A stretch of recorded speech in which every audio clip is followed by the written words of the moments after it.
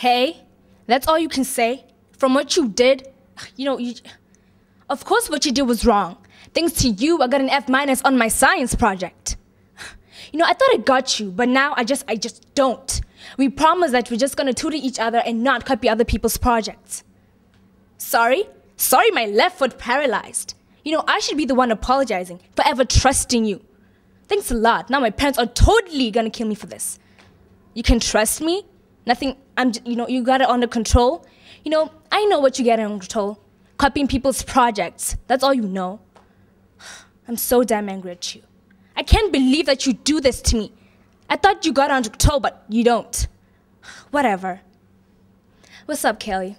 So, I heard that you heard about my grade. Don't even ask. I just don't get boys. You help him out and you think you know him. Such jerks. What's this? I'm sorry I copied your science project. That's not gonna help. Forgive him? Hello, you are so not helping here.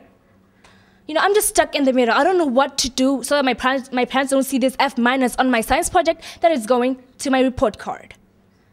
You got that right. You know what? There goes the school bell. I'll catch you later. Thank you.